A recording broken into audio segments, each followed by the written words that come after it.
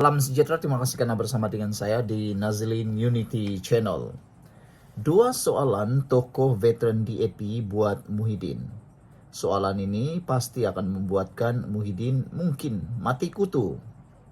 Tokoh veteran DAP Tan Sri Lim Kit Siang melontarkan dua soalan kepada Presiden Perikatan Nasional Tan Sri Muhyiddin Yassin berhubung pendirian Muhyiddin. Adakah dengan soalan ini mampukah Muhyiddin menjawabnya? Dan ada netizen bertanya, kalau Muhyiddin tak mampu jawab, mahukah Muhyiddin letak jawatan? Ia ekoran kenyataan Muhyiddin semalam bahwa bahwa beliau Melayu terlebih dahulu tidak lagi relevan. Soalan pertama daripada veteran DAP itu ialah, bilakah dia berubah daripada Melayu terlebih dahulu, rakyat Malaysia kemudian, kepada rakyat Malaysia dahulu, Melayu kemudian? Sebelum kita teruskan ulasan ini, jangan lupa siapa ada masalah kencing manis, gout dan tinggi darah, tekan butang produk yang dalam video ini untuk mendapatkan produk yang paling berkesan tapi murah.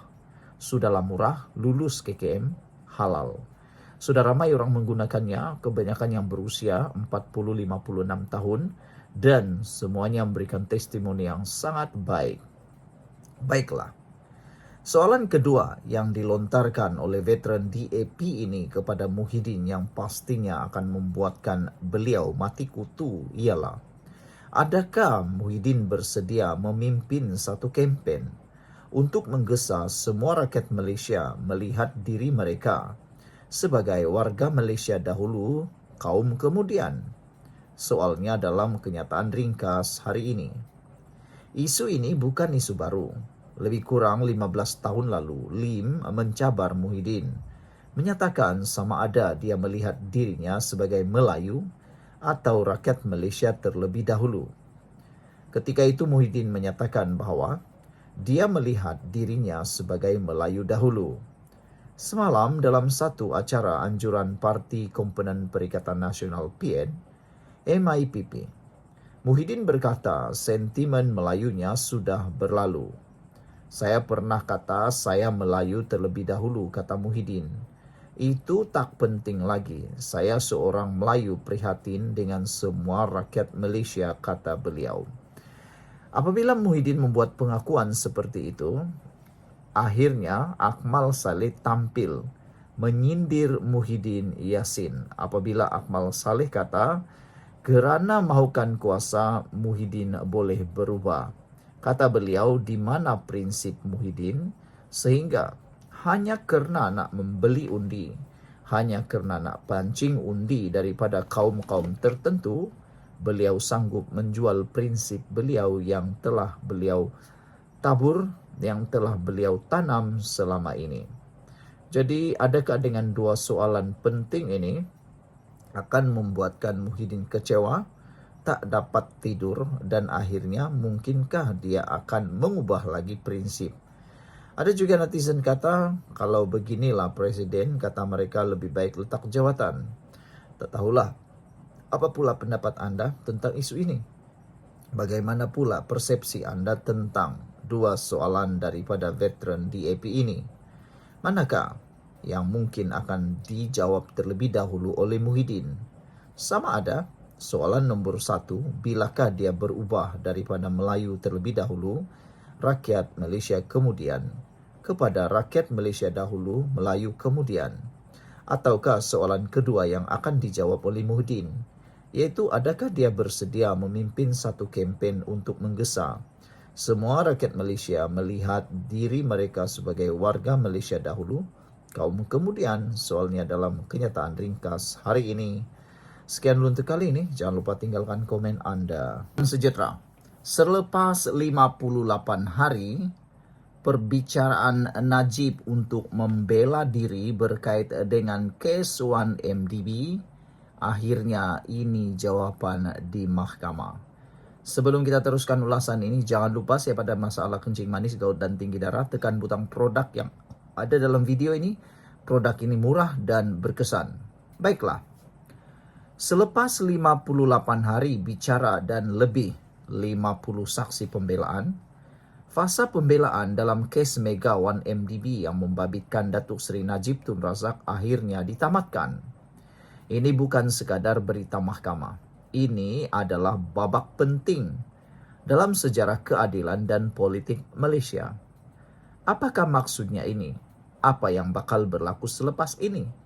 Adakah Najib akan dibebaskan atau Najib akan tertambah jumlah hukumannya di penjara?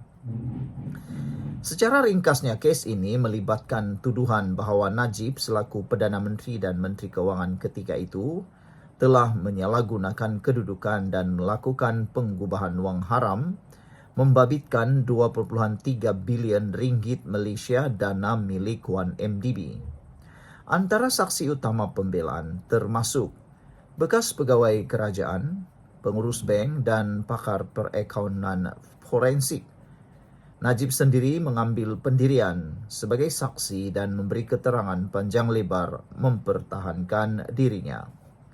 Apakah pula maksud pembelaan tamat? Adakah dengan pembelaan tamat ini, maka tamat jugalah nasib dan perjuangan Najib? Apabila pihak pembelaan menamatkan kes mereka, ini bermakna tiada lagi saksi pembelaan akan dipanggil.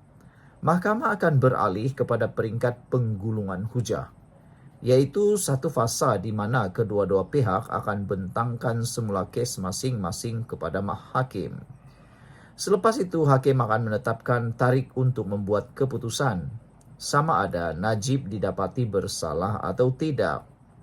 Pada pendapat anda, apa pula yang akan berlaku selepas ini? Secara implikasi politik dan persepsi rakyat pula, kes 1MDB bukan kes biasa. Ia menjadi simbol kepada perjuangan rakyat menentang rasuah dan penyelewengan kuasa. Apa saja keputusan mahkamah nanti akan memberi kesan besar. Jika Najib dibebaskan, ia mungkin dilihat sebagai kemenangan politik untuk penyokong Najib. Jika disabitkan pula, ia akan mengukuhkan persepsi bahawa sistem keadilan semakin berani dan telus. Namun, apapun, rakyat sedang memerhati. Dan mereka mahu keadilan yang adil, bukan bersifat politik. So, what next? Apa selepas ini? Berikut kemungkinan garis masa seterusnya. Kedua-dua pihak akan diberikan masa oleh mahkamah untuk menyediakan hujah bertulis. Kemudian hujahan lisan akan dibentangkan. Akhirnya, mahkamah akan menetapkan tarikh keputusan. Ini mungkin ambil beberapa bulan masanya lagi. Ini bermakna walaupun fasa pembelaan tamat, keputusan akhir masih lagi jauh. Kes 1MDB adalah ujian kepada sistem perundangan negara. Tamatnya pembelaan bukan penamat cerita, tapi pembuka jalan kepada satu keputusan besar. Keputusan yang akan membentuk sejarah politik dan keadilan Malaysia. Saudara, apa pula pendirian anda? Apa pula pendirian kita? Marilah kita beri ruang kepada mahkamah untuk menilai dengan adil. Kita tunggu dan kita nilai bersama. Sekian untuk kali ini. Apa pula pendapat anda? Adakah Najib akan terlepas? Jumpa lagi. Bye-bye.